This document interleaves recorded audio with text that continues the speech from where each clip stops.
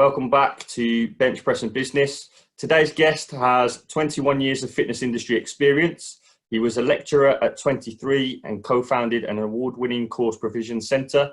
He's been a global master trainer for the likes of Live Fitness, Hammer Strength and Reebok. He's presented at the IHRSA, FIBO and International Fitness Summit and has most recently been the creator of Archon and founder of both WOD to Win and The Bracket, as well as someone who's been a huge support to me personally. And he's done all of that whilst having two amazing young boys. So absolutely hats off. And that is Mr. Matt Ford. Welcome, sir. How are you?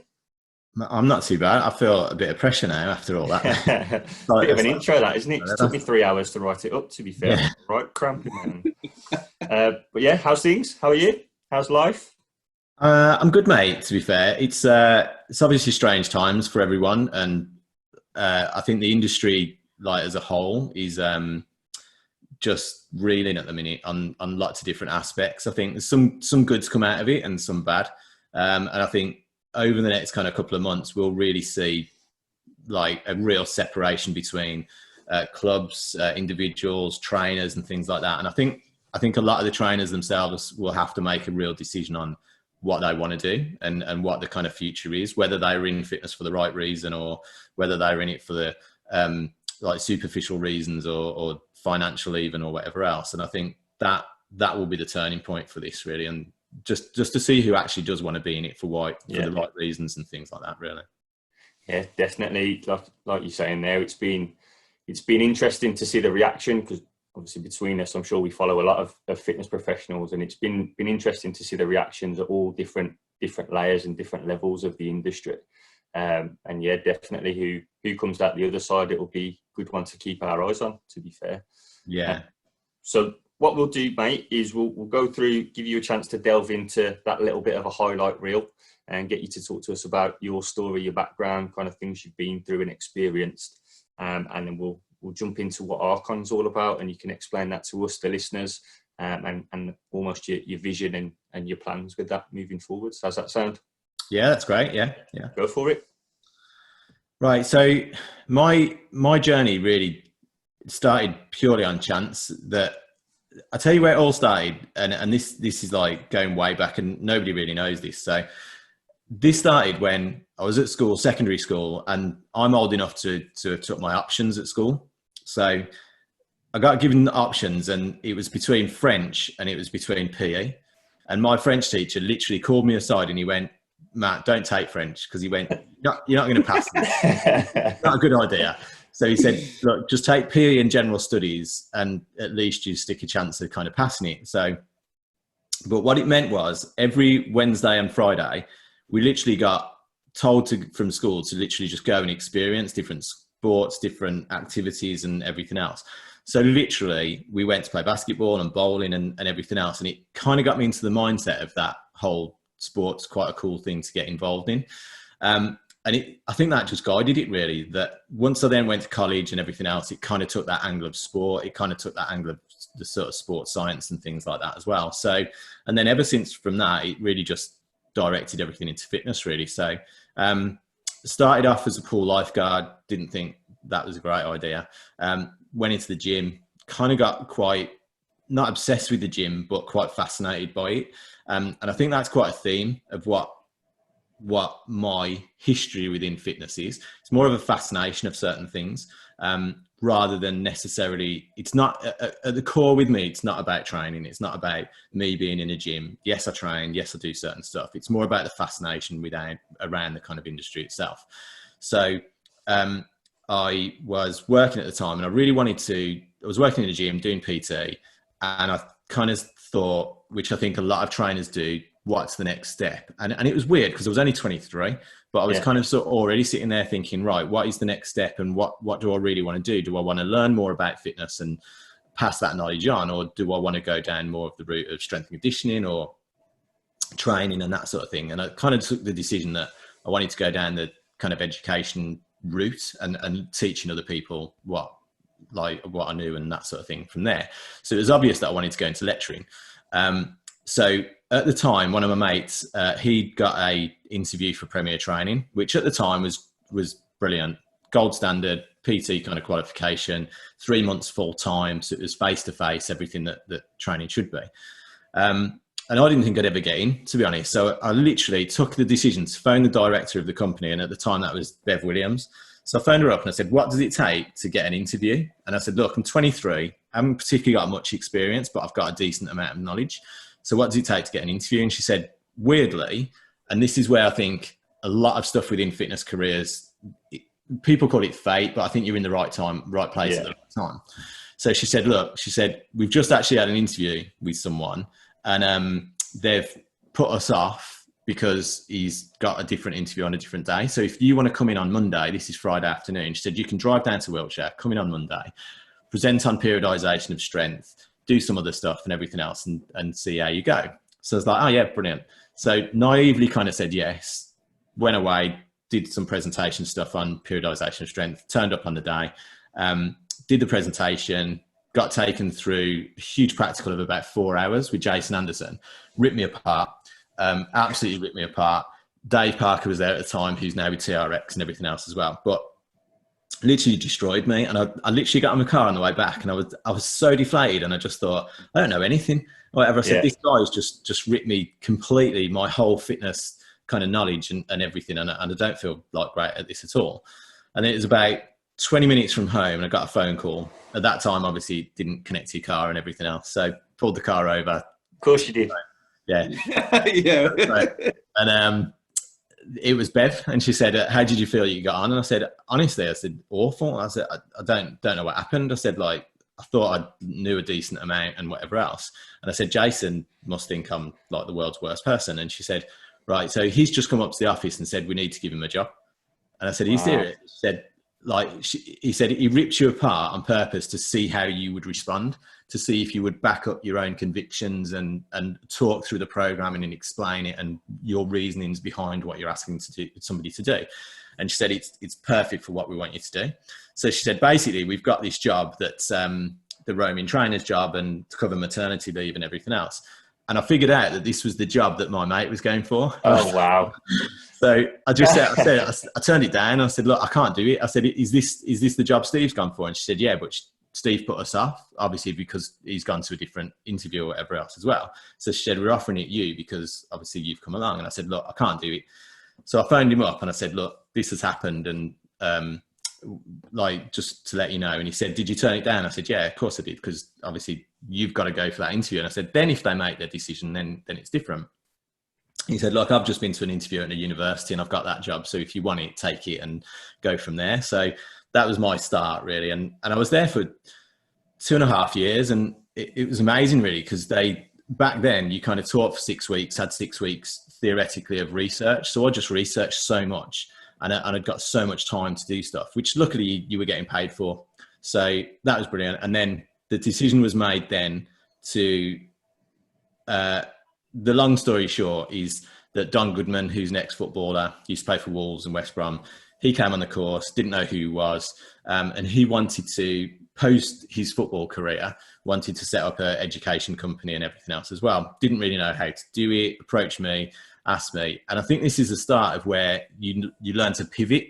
So I know the big trendy kind of word at the moment is everybody's pivoting from one thing. That's all you hear at the minute, isn't it? Yeah, all over the place, just pivot. Yeah. But I think you need to do that. So I think throughout your whole career, you have times where you do that and you understand there's like a turning point and whether you jump or whatever else. So I jumped or whatever else. And it was really hard for the first couple of years, really, really difficult.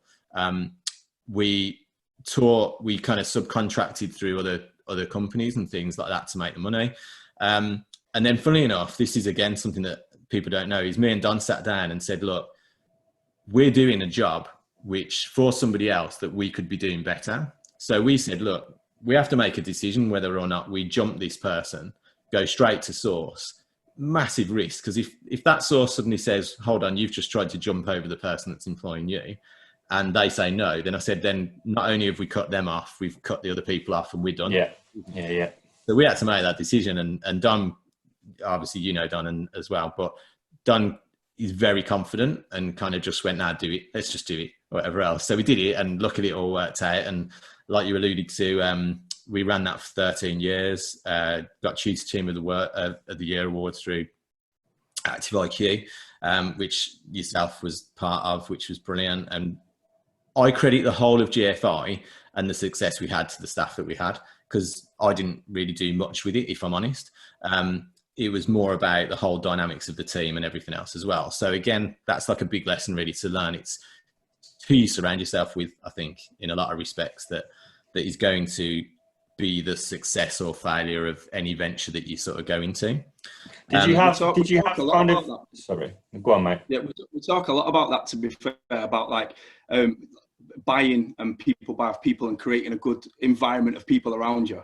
And you just said that was massive. Like, can you just touch on a little bit how massive that is, or that was?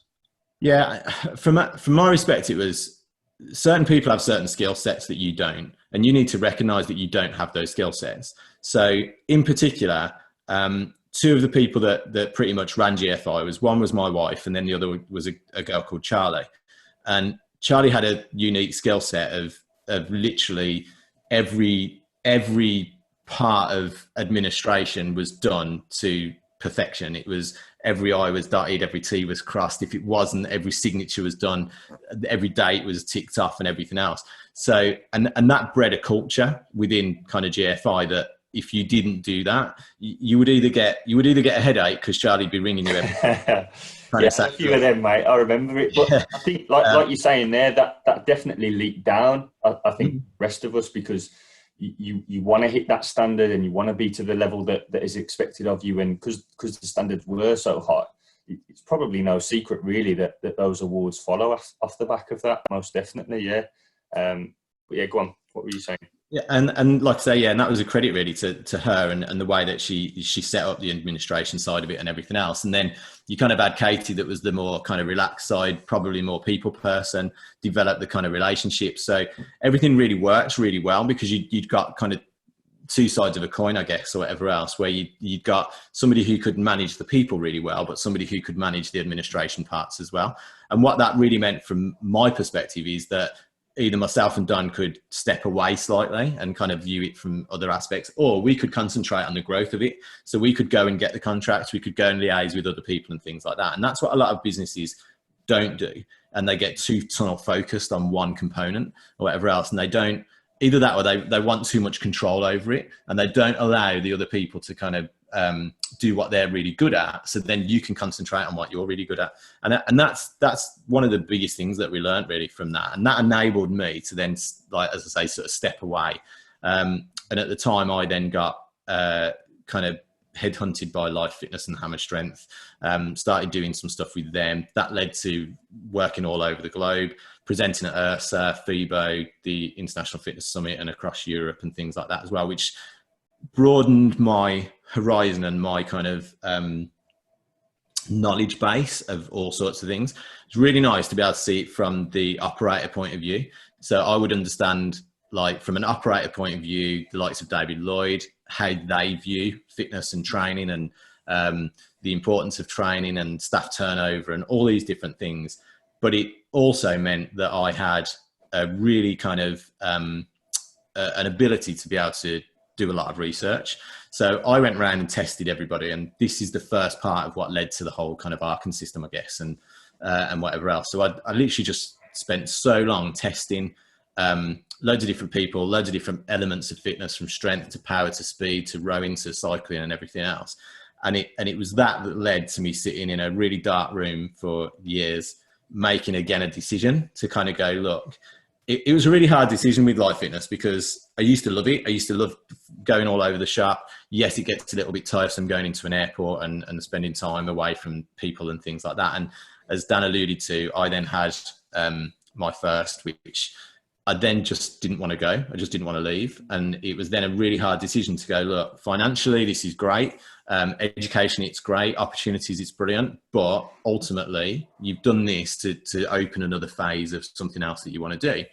And that was, I sat there, and this again is where somebody else comes in. So I kind of sat there with all of this information and thought, what do I do with it? So sat with over 10 to 12, probably even a bit more, something like 12 to 15,000 tests.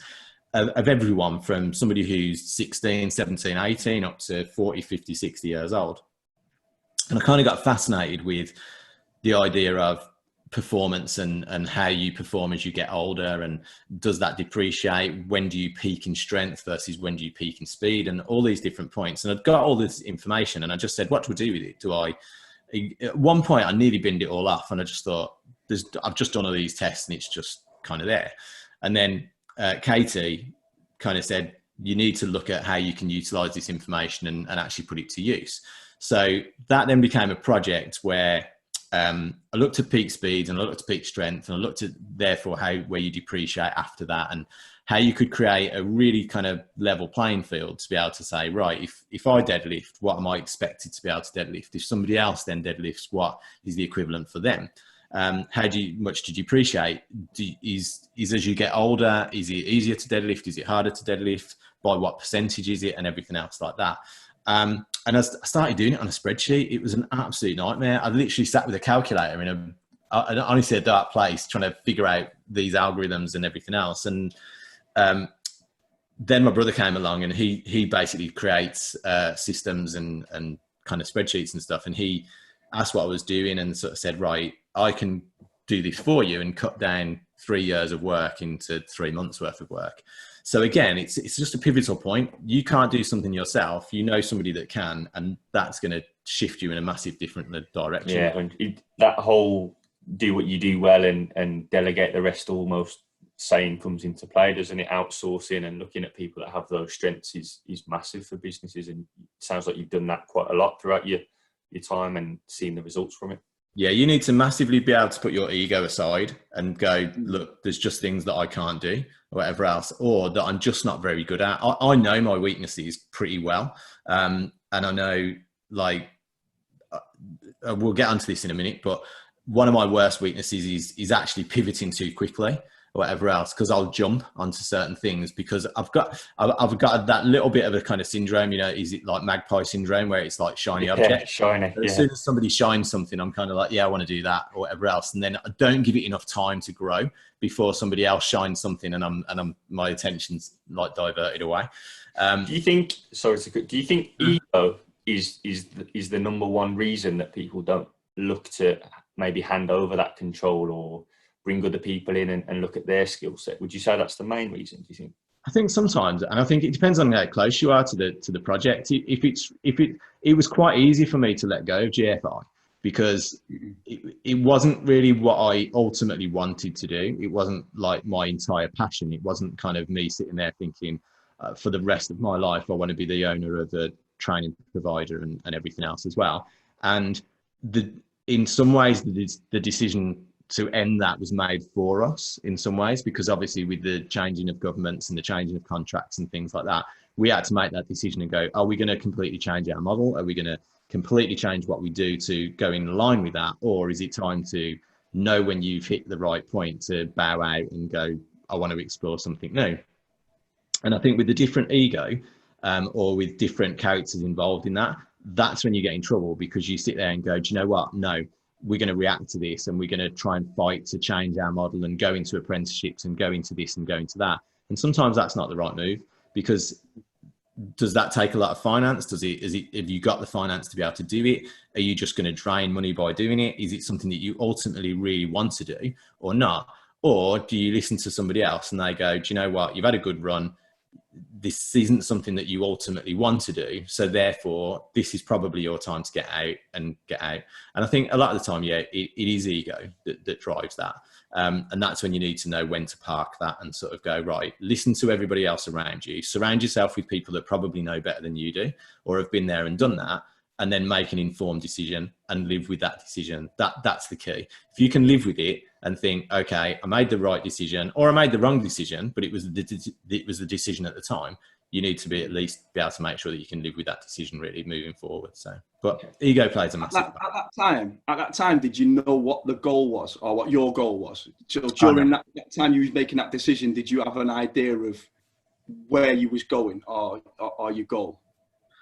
No.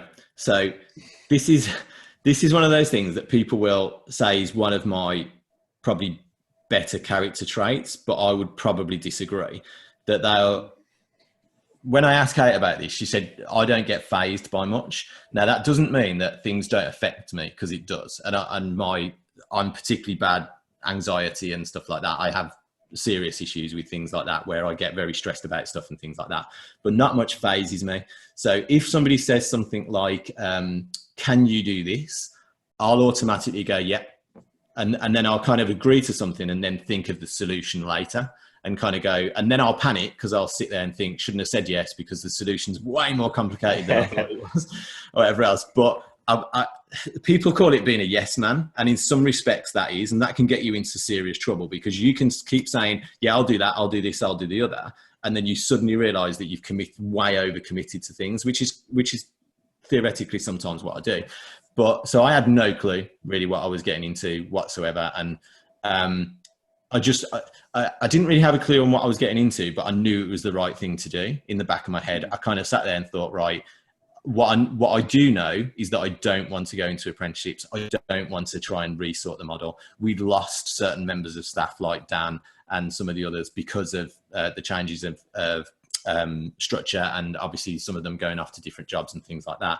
And I kind of knew it was never going to be the same again, or whatever else. So it was, do I know what I want to do? No. But do I know what I don't want to do? Yes, or whatever else. So that was the ultimate kind of shifting for me, really, to sit there and say, right, I don't know what this is going to look like in 5 years' time, but I know what it's not going to look like. So yeah. And then from this point, when did Archon start to like assemble and come about? Right, it got really serious, in all honesty, when I'd done all of these spreadsheets, and I played about with it, and I took it around to a lot of people, and they were like, this is really cool because it can tell someone how fit they truly are, what they need to do in order to get better. It's a great tool for PTs. It's a great tool for S&C coaches to use and things like that. And then I was still doing some of the hammer strength stuff at the time. And I am going to name drop for a minute. So I sat next to Darren Campbell, who's the Olympic sprinter, and we sat together at an event. And we were just chit-chatting, and we got on really well. He liked American football and all of this sort of stuff. And then it kind of got into a conversation that we were just having a general chit-chat. And then we got quite friendly on text and phone and stuff like that. And then it got to a point that he ran, or does run, a performance athlete supplement company called PAS. So I ran the idea past him and the concept behind him. And he said, has anybody else ever seen this, or has anybody kind of looked at it or anything seriously? And I said, no. So he was sponsored by Reebok at the time, and this is right place, right time. Take advantage of, like, not take advantage of the people, but take advantage of the connections, so to speak, and that networking almost. Yeah, 100%. And so I then met with a guy called Chris, and we went to take it to Reebok. And what they wanted to do is, Reebok had a network called Reebok One, which was personal trainers, fitness instructors, strength and conditioning coaches all over the world. It was a financial thing. So it's basically, they want to build that database. They wanted to give them a piece of software to use with their clients, build that database. The database is worth X amount of pounds or euros per person, and therefore they make their money. So they invested quite heavily in me in order to be able to develop the whole idea and the process and everything around it, which was great, or at least I thought it was great at the time. So at the time, this is all brilliant because A, you've got a major brand. B, it looks really cool because you're kind of getting Reebok involved. You've got finance behind you. So they're going, right, what do you need? I could pick up the phone and talk to Saatchi and go, right, I need a logo or I need a brand. And in a million years, you're not going to be able to pick up the phone and talk to Saatchi because you just haven't got the resources to do it. But they had. So that was great. The issue that it caused, and this is my first learning point of this, that you really need to do. When you get into something like this, don't treat it naively. Yeah. Now, what I mean by that is, if I hadn't, on the very first day of this, sorted my contract out properly, I would be in real trouble right now. So what I mean by that is, we got into a situation with Reebok where there was an exit strategy because there was various kind of few conflicts of interest. There was different things coming along and et cetera, et cetera. And I knew that the best thing to do would be to exit out of that and take it somewhere else, because it was never going to grow to what I wanted it to be, because I had a very clear vision at that point of what I wanted it to be. I didn't only want it to be software, I wanted it to be a physical, competitive kind of component or environment for people to be able to compete in, which at the time was a little bit clash with CrossFit Games and some of those sort of things as well. So I knew that was coming. If I hadn't have sorted out my contract as well as I did, there is no way I would have walked away with it. But as it turned out, I literally walked away with all of the IP, the site and everything, and basically could take it to go and do what I want, and Reebok were out of the equation. So that was a real learning curve for me. So that kind of set a precedent that anything that I ever did after that literally went straight to the lawyers first, because it was kind of like, right, is this protecting me, or does this just look good on paper? Because if it looks good on paper and it's going to be, this is great, but then I lose everything or whatever else, if somebody else comes along and things like that, then I'm in trouble, because like, obviously I've put all of this hard work and everything else. And then my worst case scenario in that respect would have been to see Reebok grow it and build it and whatever else. And then I'm sitting on the sidelines 3 years later. So took it away, kind of redeveloped it again, kind of reevaluated it, what I wanted it to be and everything else as well, which at the time, Gymshark were looking at companies to take into what they call an incubator. So did I need to go on it? No. What I wanted to get out of it was Gymshark are a cool brand, and they built their business based on real simple principles. They built it on creating a great community that understood and cared what they were about. They built it on a system of influencers, where you have people that can influence a community that you've built, and therefore, they're internal. So everything they do is very internal. So you don't find Gymshark in JD Sports and whatever else. They sell direct to customer. So I wanted to learn as much as I could off that like that principle. Would you say that, you mentioned your vision of the company and the business and how you wanted it to go, and would you say you had that from the get-go? And then when Gymshark came along, you sort of saw the alignment with what their views and their vision was, and that was what made you make that decision? Yeah, it constantly evolved a little bit. So when it was with Reebok, it was purely just a tech piece of software that was going to support PTs. But because then my vision with it, because it grew, and my vision was to then have it as this different entity, which wasn't going to fit with their vision, that was that case to separate. But then it was almost to sit there and to kind of go, right, once I knew what I wanted it to be, how do you then grow it? Well, you grow it via a network, you grow it via influencer network and everything else, right? Who do you learn off? Who's got the best system of networking and whatever else? And again, pure chance that Gymshark had this incubator come up at the right time, at the right place and everything else as well. So we learned an awful lot within like 12 months within them. And that really shaped the whole of what Archon was going to be. But again, within the business side of it, I really had to kind of analyze constantly what I wanted it to be. Were we working in the right direction? And this is where, like I say before, one of my worst things is that I pivot way too quickly. So we were getting quite a bit of traction, and we got 6,000 users using the system, and we'd done some stuff with Total Fitness and the Village Group and yourselves at Pure Gym and things like that as well. But I kind of saw like a different aspect to it. So I wanted to pivot quickly. And then everybody's kind of like, do you want to add this in? Do you want to add that in? And whatever else. And my ultimate problem with that is that like I did chop and change too quickly, and it never really gave it a solid base to work off. And it's because I think though, that if you're not happy with something and you have that vision, if it's not that vision right there, then maybe it is that you need to keep. We've lost you. I'm sure he'll be back in a moment. He will be back. Or it might be just like still pausing, just for effect. Yeah, just to build the suspense a little bit. Yeah, I think that's what really interesting there from Matt. Was he's just talking through his vision and kind of building that concept. Though I think there's a lot of layers into having a vision, isn't there? And it's something that you hear quite a lot, even down to when we go and spend time with managers and we go and look at what they've what they've achieved or what they're looking to achieve in their clubs. I think it's that whole concept of having a vision is a bit of a mixed one, really, because I almost feel, in a sense, that having a vision for your company or your business or your club or whatever level it is that you're at, it should almost be unattainable a little bit. So like almost like you're never going to get there.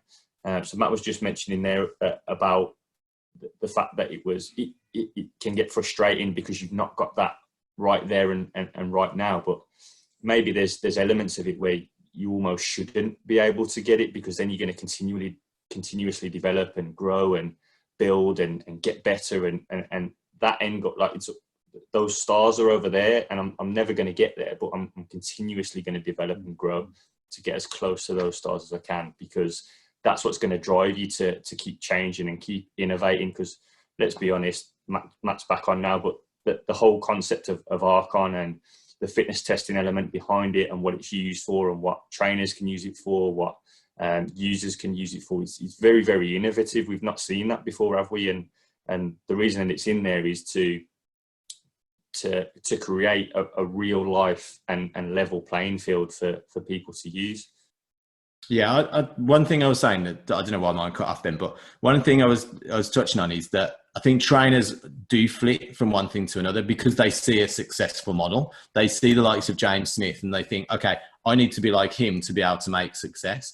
Or they do something, and Jamie Alderton and Ben Coomer, and you can pick out all these kind of social influencers, or they pick on a kind of target market that they want to attach to and things like that as well. But what they don't do is they don't give it time, whatever. And I know you hear this a lot, and I'm not one for social influencers and things like that, but some of what they say is very poignant. And I think one thing that instructors and PTs and online people kind of do a lot of the time is they don't give it that time to grow, and they kind of go, right, I'm going to do this and I'm going to do this, and they get online and they do their stuff and they do their kind of presenting and stuff like that, and then it doesn't work and they only get 5 people like it, and then they've been it off, whatever else, and you go, right, you just haven't given it time. Any idea has to evolve. It might not work at the same time, and it might never work, but you do need to at least sort of give it that time. And I'm really guilty of that, or whatever else, that every now and again I need someone to rein me in, purely because of this whole scenario that we said a little bit before, that I will say yes to things like prematurely.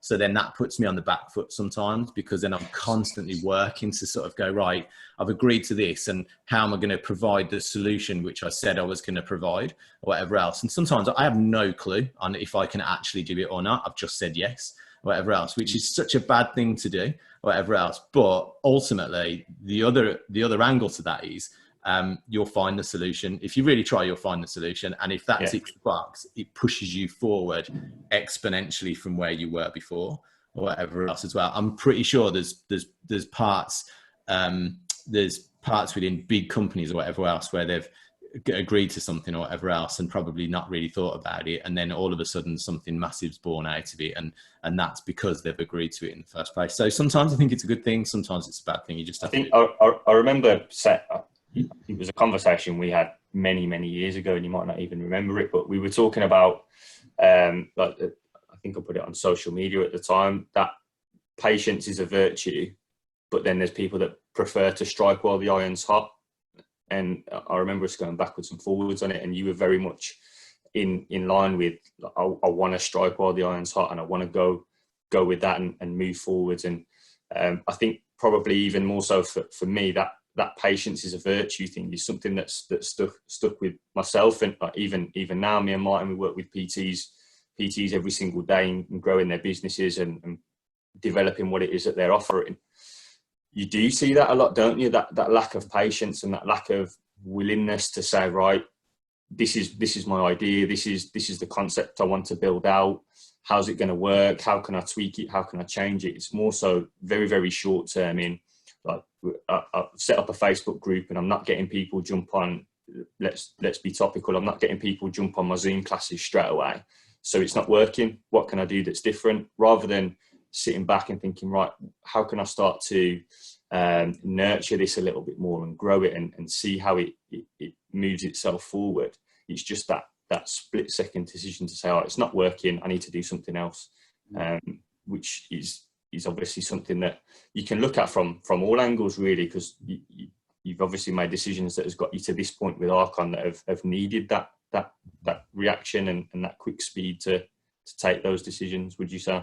And most of the time that's hindsight or whatever. You just don't know or whatever. And then you'll look back on something and go, I made a really good decision then. Or you'll look back on it and go, I made the world's worst decision or whatever else. And you just don't know. I mean, but one of the big things I think that a lot of people use is like procrastination, that if you literally just keep procrastinating, you're never going to get anything done anyway, whatever, or somebody else is going to do it.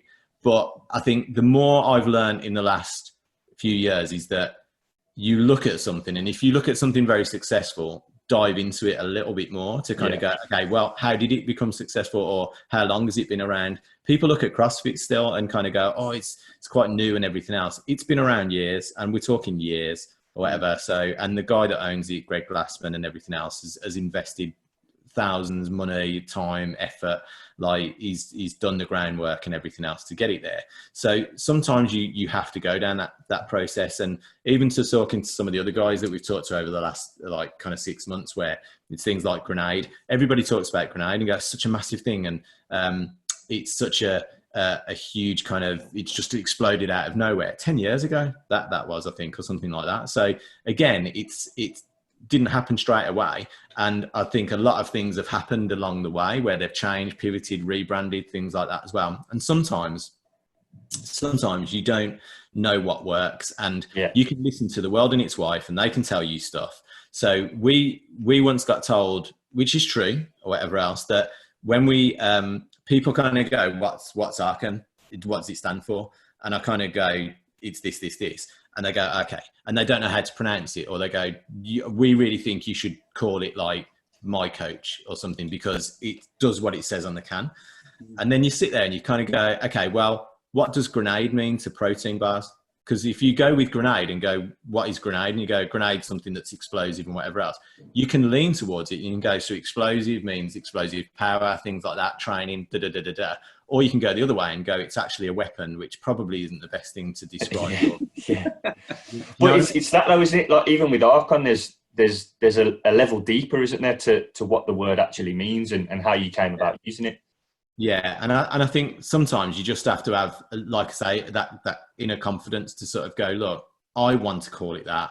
I believe in that, or whatever else. I will explain that. And sometimes it is quite complex to explain. And I get the whole thing that you need to be able to explain things in an elevator pitch and blah, blah, blah, blah, blah. But yeah, sometimes you look at things and you think, well, that doesn't mean anything or whatever else. And yet it's a huge, massive global brand or whatever. And if you listen to too many people, you'll constantly question everything. There was this big thing about the colors that you use on your website and which is the most successful color systems and stuff like that as well.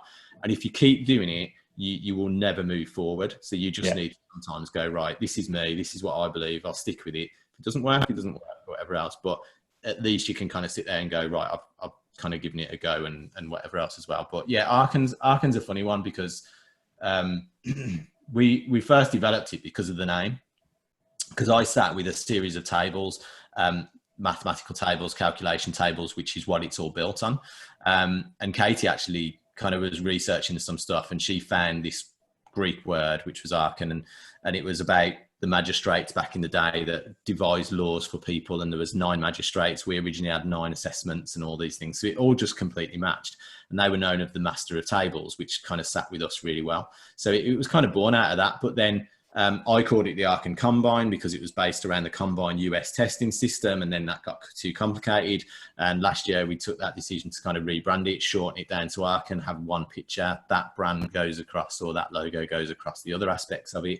And all those little things start to come, or whatever else, and start to kind of refine what you really want to do. So sometimes you have to start with the big picture and start with like a complete mess, and then eventually you'll kind of refine it because you'll see what works and what doesn't work. And that's I feel like some people who are starting businesses and stuff, they're afraid to trial and to test things. They find that very, very difficult. And it's just interesting to hear you say that you've gone from the Archon Combined name to just the name that it is now. You still stuck with exactly what you wanted, but you've just tested and trialed a few things, and then you've come up with a product, a design, and a logo that that's catchy and it's what you exactly want.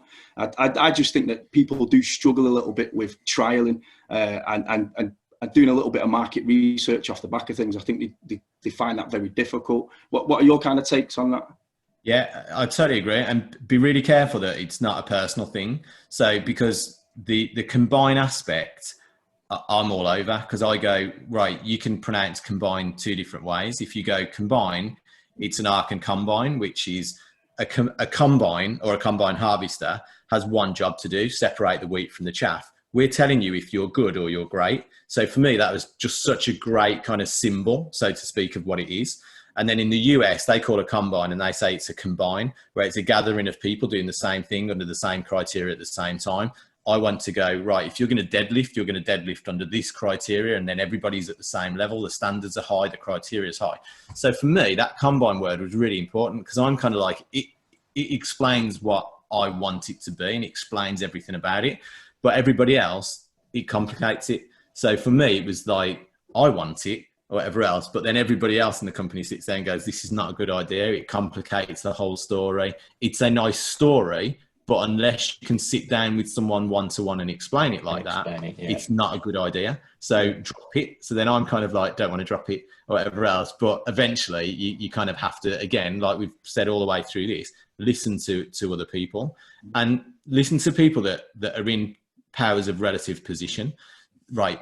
Currently, right now, is the best time to get in touch with people, because they've got more time on their hands or whatever. So, and don't be afraid to, don't spam people or whatever else within LinkedIn, but reach out to the people that you kind of sit there and think, I would really want to learn off you, or I would really want to know some of how you've got from point A to point B. And some of the big partners that we've got, and we're partnered with the likes of British Weightlifting, British Rowing, Concept2, Woodway, Watt Bike, all of these kind of guys, you kind of think are untouchable. A lot of the time they're not, whatever else. They want to know stuff as well at the same time as you. And you can get onto calls with them, and you can get on Skype calls with them. And even if nothing comes of it, you'll take something away from those calls, or you'll take something away from those meetings. Some people that we've had meetings with kind of go, yeah, it's great, but it's not for us because it doesn't do this. And then I come home and go, right, there's a way that you can do that. You can build it in, you can build it into your timeline and things like that. So at some point you can go back to these companies and go, right, do you remember when we had this and it didn't quite do what you needed it to do? Now it does. Yeah. So things like that, like I say, it's never been a better time to get hold of people. We've talked to more people in the last kind of few weeks or whatever else that you really think are untouchable, US based, globally based, things like that, and they're not, or whatever, because they do have a bit more time. If they've been furloughed, they're quite happy to get onto a Skype call or a Zoom call or whatever else. So don't be afraid to do that, and don't get phased by it as well, or whatever. Like I said before, see the big picture and just try not to get phased by it too much or whatever else, and just like kind of make your decision of what you want to get out of it, really. Hang on. Yeah, I think that whole, it's interesting to hear you talk about how you've come across certain barriers in terms of implementing it with other companies or other organisations or whatever it is, and then you've taken that as almost a trigger to say, right, well, yeah, we can do that. We just need to find that solution you was talking about earlier. How can I find the solution to that, rather than just chinning it off and saying, right, that's the problem, we're not going to overcome it. That's solution finding is massive, isn't it? Especially if you do want to grow and continue to move forwards, and just bringing that back into like almost the PT world. You come across trainers at times that we'll talk about not having enough space or not having an X amount of equipment or whatever, but you've got an opportunity there to look at what you do have and how you can move yourself forward with what you've got, and finding a solution for your client or for yourself or for your business ultimately. Yeah, don't overthink things and overanalyze things too much or whatever else. Most things are pretty simple, but do analyze other areas of the business. So look at other competition and go, what do they do really well, or what's the one thing that they're doing wrong that you do really well or you can correct. So for me, one of the biggest things kind of where I use that analytical side of me was to sit there and say, right, what do we want to do? So we want to go into this competitive environment. So what is the one thing, for instance, that a CrossFit athlete, unless they're an elite CrossFit athlete, unless they're elite, what's the one thing that they can't do? And that's earn money. So you need to create something where they can generate revenue. So one of the systems that we're pulling in and off the back of kind of in the next few weeks is a system called WOD to Win, where you'll go online, we'll produce you a WOD designed by a high level athlete. You all can join in. Participation's key. It's about participation, not performance. People being able to understand that they can do these things. Then instead of it being about who can do it the fastest and whatever else, which is a flaw of some systems. So we've kind of gone down that route of, right, 10% of the revenue goes straight to the athlete. So they're kind of great because this is, I can actually earn off my reputation as an athlete. So take that model from Gymshark, absolutely brilliant model from kind of an influencer model. You can earn off the back of your influence and you have a network of people to do it. So some of the guys that we talk to have got 600,000 followers, right? They can earn off that quite easily, not with a referral code, because a referral code I don't like very much. It's kind of everybody jumps onto a referral code. Oh yeah, go to this, stick my name in and whatever else. Now, our system is very different to that. It's kind of like, right, I'm going to train like this. If you want to train along with me, it's £2 and 10% of that revenue, this is unbeknownst to them, goes to the athlete. 10% of the revenue goes into a prize pot and we randomly select people that have completed the WOD. So actually you don't have to be the top person, but you could get 10% of the whole revenue that gets into this system. And then to support the network of gyms and boxes and stuff like that, we've got a system where another 10% of all the revenue from that system goes back to the grassroots of the actual boxes themselves. So let's say a box in Birmingham, 40 of their box members partake in this WOD because they all want to do it. They reference which box they're from. That gives that box 40 times chance of getting pulled out for the random prize. Whatever that 10% is, we then give it to them gift free to just go, look, this supports your box. Your members have supported you. We support the box and we give that money to the box. You can spend it on whatever you want. Yes, this is great. It's a great PR story. It's great interaction. It's participation over performance and everything else as well. So that's another almost, it's just that constant innovation, isn't it? Another offshoot from Archon, that thought process has led you to think and find that solution for many people and use what they've got so they can take that to their advantage. So you've got WOD to Win, you've got the bracket as well, right? Yeah. Talk us through that. So WOD to Win will lead into the bracket. So WOD to Win basically will operate on a weekly basis. People keep kind of going, is it a lottery? And I'm like, it's not a lottery. They almost go, is it a fitness lottery? You can't use the term lottery because you'll get in real trouble. So don't ever use that one. So, but in essence, technically it kind of is. So you can go, right, I'm paying £2 to get into something and my chances of getting a win or whatever else, or I can complete that WOD, verify the WOD or whatever else, and then I can win. So what we'll do is over the time period, we'll start to introduce scaled elements to that. So once you go back into the gym, we might say, I don't know, you've got a WOD, which is got a time cap on it. So 5 minutes of that is for you to hit a 5 rep max squat. Yeah. So you're going to go to that, but you're going to input your score, which is out of Archon, which means it's taken into account your height, your weight, your age, your gender, and everything else as well. So then your score is carried forward through that and that gets inputted, goes onto a leaderboard, blah, blah, blah, blah, blah. Once we start doing that, the whole process of WOD to Win is basically to start off with participation, go into scaled workouts. That goes into a slightly more competitive element. And then we have what's called the bracket, where in 2021, we'll have a relative kind of open format where we'll put 4 or 5 weeks worth of workouts, which some will be scaled, some will be using the Archon principles and everything else to completely level the playing field. You will then go into a tiered system. So then you will enter tier 1, tier 2, tier 3, depending on your score. So if you hit between something like 85 and 100, you'll go into tier 1. If you sit between 70 and 85, you'll go into tier 2 and so forth. That's one of the feedback things that we've had a lot is people kind of go, I kind of want to sit into a tier. So if I sit into like tier 2, I know I can try and progress to tier 1. But if I just don't make it into the top 32 athletes in the world, it's kind of like I've just been left behind, so to speak. So tiering is really important for us on that. If you then get into the tiers, you then get invited to a live final, which is kind of a little bit CrossFit Games kind of side thing, or strength and depth, or turf games, if you kind of think of it like that.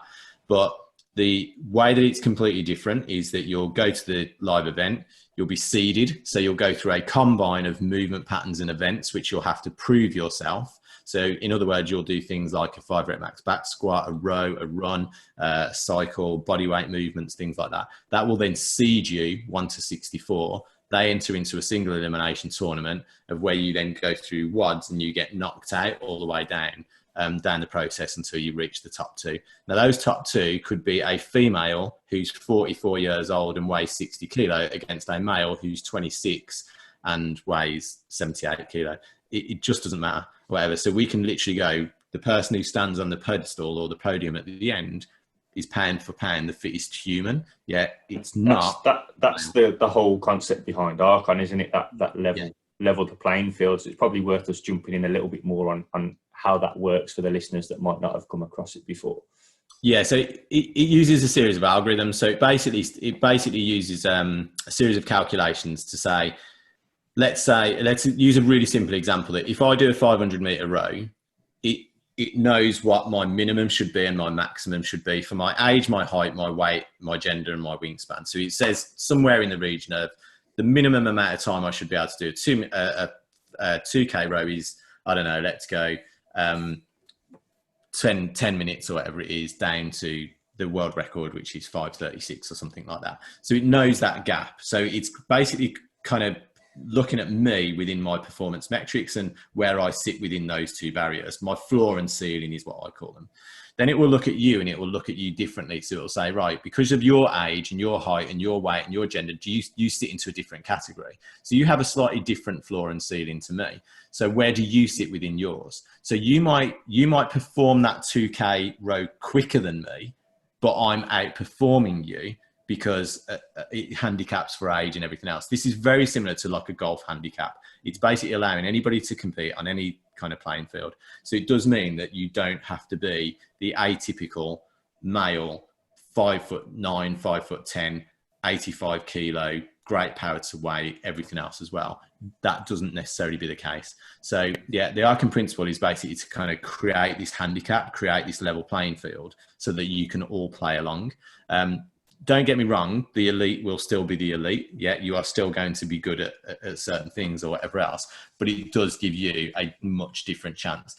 How this differs massively is if you said to everyone, I just want you to, all in 5 minutes to see who can maximum deadlift the most, it's going to play into the hands of probably the heaviest person in the room. Yeah, because they will go, well, I'm lifting 220 kilo, but how much do you weigh? So proportionate to your body weight, if you weigh 105 kilo, you're lifting just over 2 times your own body weight.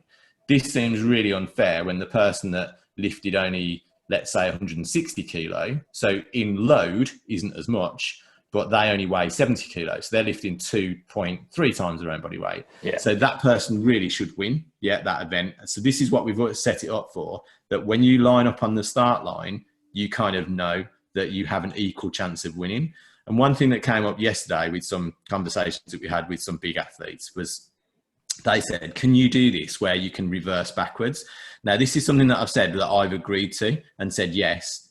I'm not 100% sure, but I'm 99.9% sure. But they said, when it gets to, like, for instance, the end of the bracket, are you telling me that, for instance, because of the handicap system, instead of then jumping on a rower and everybody's rowing 500 meters and it's whoever gets off the fastest to then go and touch a podium or whatever else to win, it would almost be set up that if me and you were against this, you would set off and then you've got that little bit of a head start to me, and then I would set off. And if I beat you, I've beaten your handicap and deserve to win. If you think about this, somebody said it yesterday and went, do you mean like gladiators when they used to basically say you burnt the right to build up 4 or 5, 6 seconds head start, and if I catch you up and overtake you, I win? Yeah, it's very much that principle, but based on strength and all the different elements of strength and power and stuff like that as well. So in essence, it's taking those different components really, but allowing people to be able to compete. So amazing. It's never been done. Yeah. So, which is one of those things where I get the bit between my teeth and kind of go, right, this has never been done like this, not successfully. But I know it can be done. And therefore, I think this is part of that stubborn streak in me. There's a famous saying, which I absolutely love, which is Ross Edgley's, where it's be stupid enough to start something and stubborn enough to finish it. Yeah. So you might not think this is a great idea, but you're going to stick to it until you finish it. And that's a little bit what I do in stuff like this, where I'll agree to something.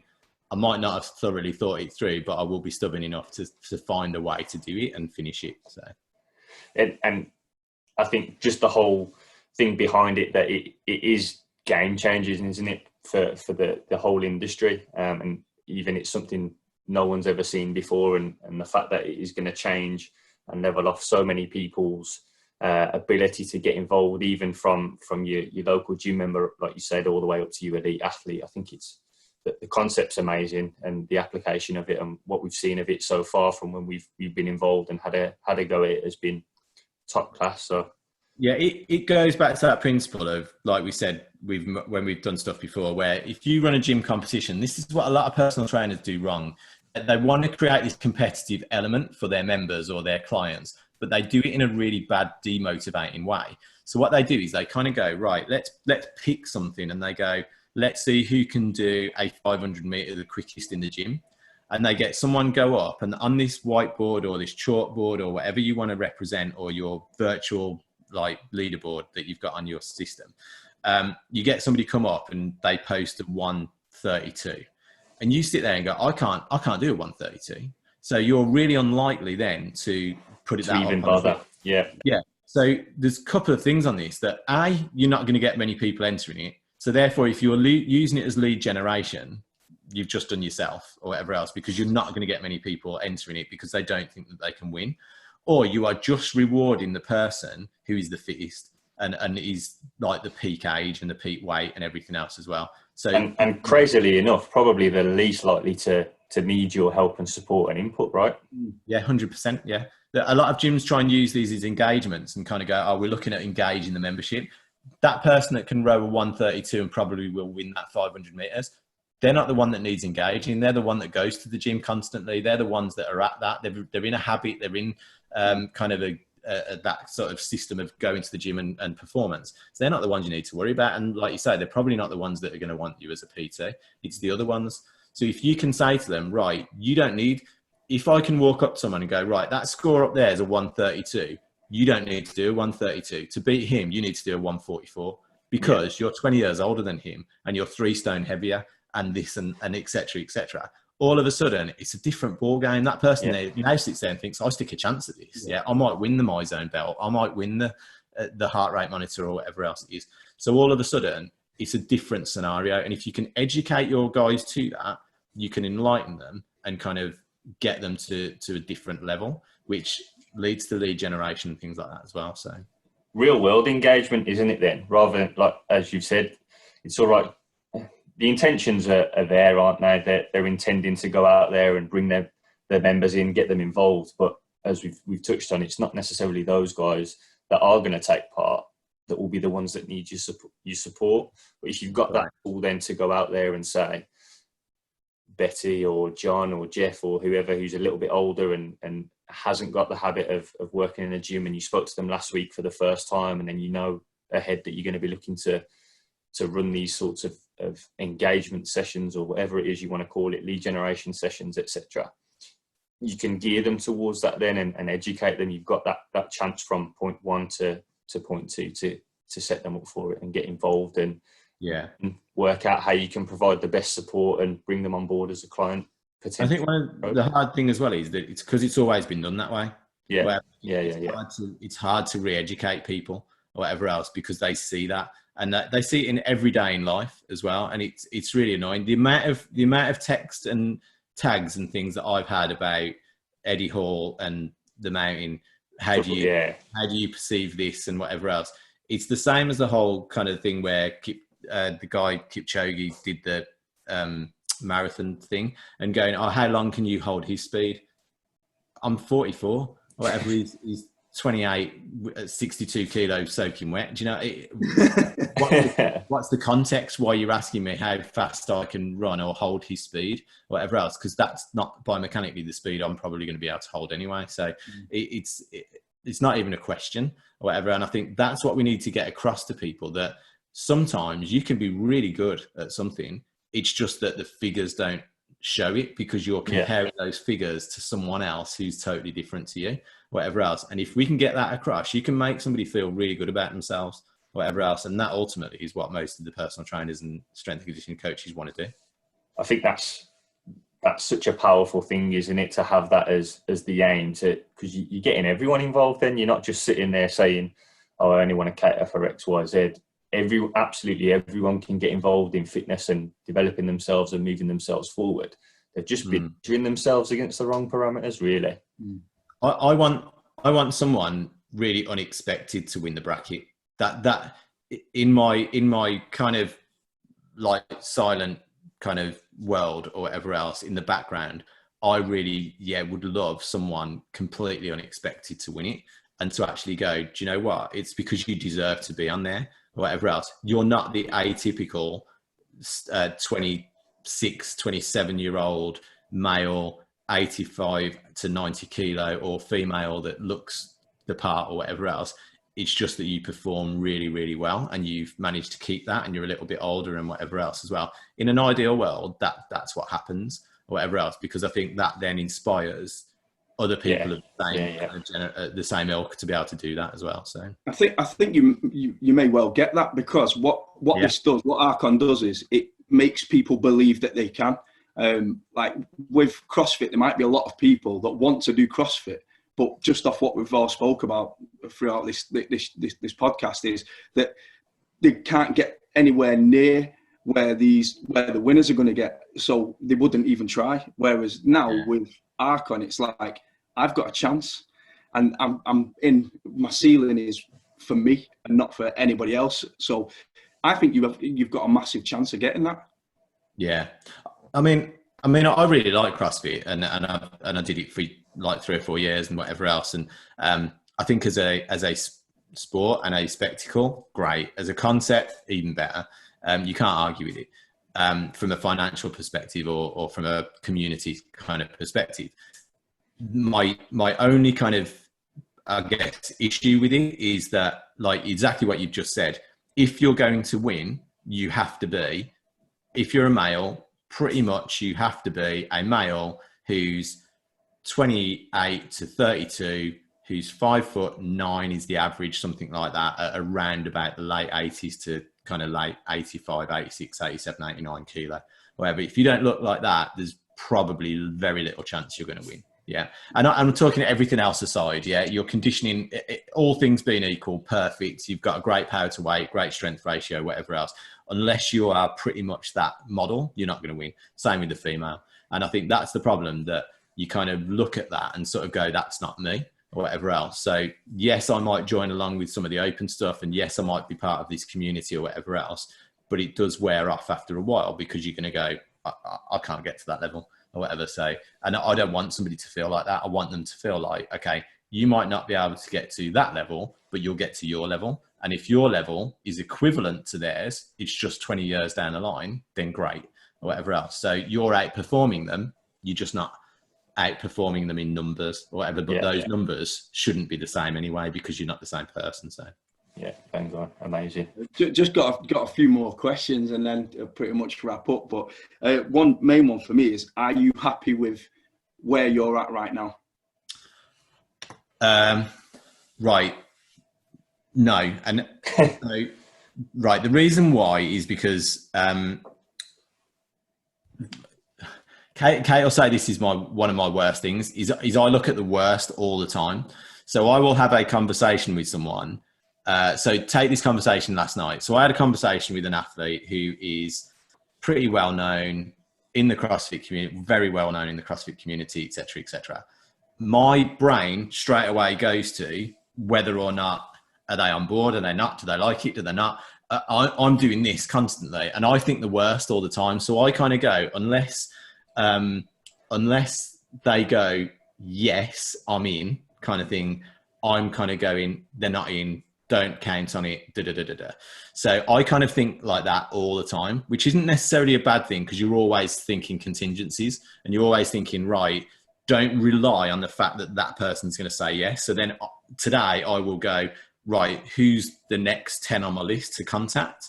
Because if I they say no, think just to jump on that, I think that's really, really interesting though, because a lot of people will almost, their first reaction is to say it's not going to happen, and then they withdraw. Whereas what you're saying there is you use that as almost a trigger and an inspiration to say, right, it might not happen, so I'm going to plan this. So I think the way that you've maybe used that weakness is massive. So yeah, it's good on that respect. It's draining for the people around you. Like, I'll be honest with that. Like, it is draining for them because it's constantly negative. So, like, if you ask Kate, she'll go, "You're never happy about anything. You're never happy about where you are with this, what it looks like, what it does." You never see the positives in like conversations that you have, because you're always kind of searching for, do I need to do this? Do I need to contact more people or whatever else? So it is quite draining in that respect. So in terms of where it is, I think it's because I can see like the big picture, and I go, in my heart of hearts, I want to be standing in a position where I'm surrounded by all these people and they're all at an event, and that's where I crown that person. Until that day or whatever else, then that's me not completely satisfied necessarily. And also you then become a business person about it. So you go, does it make financial sense or whatever else? And currently, no. Yeah. So, and I'll be honest, no, I've invested an awful lot of my own money, still do, to kind of go, right, when is the turning point for this? When is it going to actually make financial sense for this to develop? And that might be, actually, you get to a point where, say, for instance, we are going to announce quite a big partnership. Do you go after a big partnership that's going to financially allow you to do it? We've been offered investment, not that, like twice in the last 4 months, and I've turned both down. Now, that's because it's a bit of a control thing for me or whatever else, to kind of go, I don't want to give somebody else the ability to be able to control what I do to a degree. But there's going to be a point where you sit there and go, actually, I can't move this forward either rapidly enough, or I'm not going to get to that point where it's going to look like I want it to look like, unless I bankrupt myself, sell the house and whatever else. Do you know what I'm saying? So you might have to make that decision. You might have to go, right, I need to give this part away or whatever else in order to then take it to the next level or take it to the next step. So you're forever sort of questioning that. So am I happy with what it is? Yes. Concept, yes. In terms of the whole big picture, not at the minute or whatever else, but that's part of it really. And that's again, just touching on almost the topic of the day, isn't it? Your vision for it. And as we touched on a little bit earlier, almost having it as something that's potentially unattainable, or you're never quite going to get there. So you're continuously looking for that next development point, that next thing or product or service or element of the business or concept that's going to drive it forward and keep going until you a finger touch away from that. Yeah, that you've got. But importantly, don't keep pushing it too far back, because if you do, you're never going to get there. Whatever else. And Kate will often say to me and go, you will never be satisfied or whatever by this. And I think certain things in your life make you reevaluate certain things. Kids in particular, you suddenly go, it's not all about the money. It's not all about finance. It's not all about what this is going to bring from that perspective. It's more about it's the feeling that's going to give you, that you can go, ta-da, and this is what I've brought to the world, and that this whole legacy lives on and everything else as well. So, but yeah, you've just got to be careful that you don't just push it too far, and you don't keep pushing the boundary and keep pushing the boundary until you suddenly go, actually, I'm never going to reach that boundary or whatever else. So, you know what I mean? You've got to have attainable targets, because otherwise you could push it too far, really. Yeah. So that vision's there, and then you've almost got stepping stones or checkpoints that you tick off as you go along.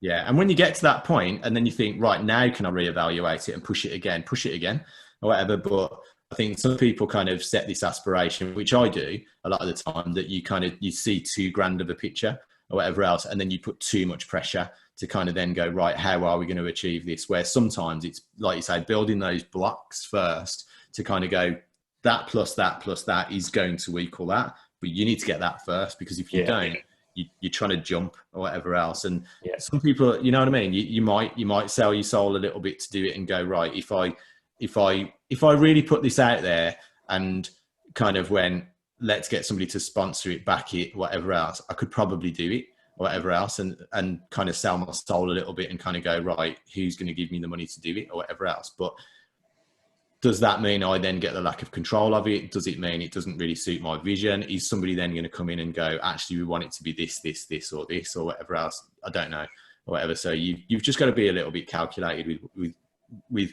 what you can do with what you've got now, is to what you can, like, where you want to be in the future, and then figure out how you get there, really. So yeah, amazing. Good. Great to hear all of that sort of stuff, and just get a bit of an insight into your journey and the concepts that you've launched at the moment. Pretty impressive rap sheet, as we read out earlier, and the fact that you're just continuously looking to move forwards and innovating and inspiring is unreal for us. So we have got a bit of a Q&A to finish up with, so to lighten the mood a little bit. Mr. Love has the first question, so I'm sure he'll go straight in with that one. But I know you're like me, you like sweets and stuff. So I thought we last week we finished on three dinner guests to bring to to invite to the table for yourself. But we're gonna mix it up a little bit this week. So we're the guests, so it's us three. Which out of the starter, main, and dessert, which one are you making? And what are you making and why? Right. Do you know what? I've got a thing for baking. Right. It's like a guilty pleasure. Is that, like, Great British Bake Off's my thing or whatever else? I will seriously watch that. So the funny thing with me is, right, I'm not the particularly most adventurous person in the world with food. I think I've said this to, like, Dan before in the past, that people have kind of asked me and said, like, especially with food and food related items, that I don't have an issue with food in general. But what I do have is that when I used to lecture on it a lot, I began to see it as fuel. So I kind of sort of almost sat there. And at one point in my whole, like, journey, I kind of sat there and thought, if somebody could literally just give me a tablet and it would take away all the food, but it would give you everything you need to get bigger, faster and develop, I'd just take the tablet every morning and I'd be quite happy. So yeah, so I don't really have that kind of sensation about food and the kind of joy that it brings necessarily. Whereas Katie, my wife, does. She's a total food holic. She loves it. She likes the experience of it and everything else as well. So I'm quite kind of basic on that. So in terms of starting, it would have to, right, if I'm going to go all out, I'm going to go, like, probably bread based or whatever else as well, because it's something that I don't eat much of it, if I'm honest, and that's not through any kind of particular diet kind of habit or nutrition sort of style. It's just that I just don't have it that much necessarily. So I'd probably have to go something like bread based, I reckon. So maybe, let me think what I would have. Guys, you've put me on the spot now. Right, let's go the other way. So dessert's got to be cheesecake. It's got to, because it's just... What cheesecake, though? That's the question. Everyone says everyone I've spoke to is big into cheesecake, but which cheesecake? Right, do you know what? Actually, I'm going to change that, and I'll tell you why. There's a little story about it, so it's 30-second story. Do you know that Man versus Food? Yeah. Kind of program. So me and Katie got married in Vegas. Katie did this thing called Cake versus Cake. So we literally went out to find the best cake we could possibly find. And Cheesecake Factory do this, what they call triple layer fudge chocolate cake. It's unbelievable. There's more calories in one slice than your whole daily allowance. And she literally went, can I have 3 slices of it? And tried to eat it in one go. She's sick as a dog, mate, or whatever else. But it was absolutely amazing. So I'd go with that as dessert. Right. Funny story with Maine. And it's really typical, but I would go with curry. And I tell you why. Yeah. Because for years and years and years, I convinced myself I didn't like it. Yeah. And I don't know why. And I would literally, I was the one that would go to a curry house and have omelette. I would go and have something completely plain and like typically kind of British, where they kind of, everybody else is eating all this, and I'm like, no, I don't like it. It's just, it's not my thing, whatever else. And then Katie bullied me into it and sort of said, look, just try it.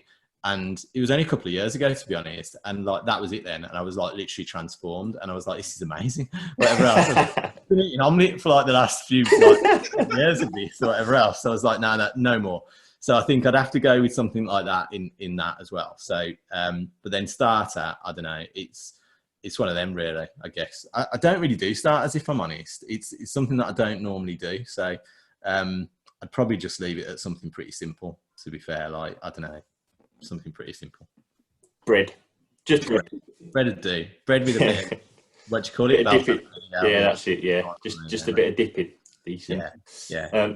Amazing. So that, really appreciate you jumping on, Matt. It's been great to hear everything that you've discussed and talked through, and just to get a bit of an insight into your career, both business and personal. So really appreciate you jumping on. It's been great to have you. For the listeners, we are going to look to launch our next one Friday. So we'll have our next guest next Friday, and then we'll catch you all from there. But thank you for tuning in, and we'll see you all soon. Been a pleasure.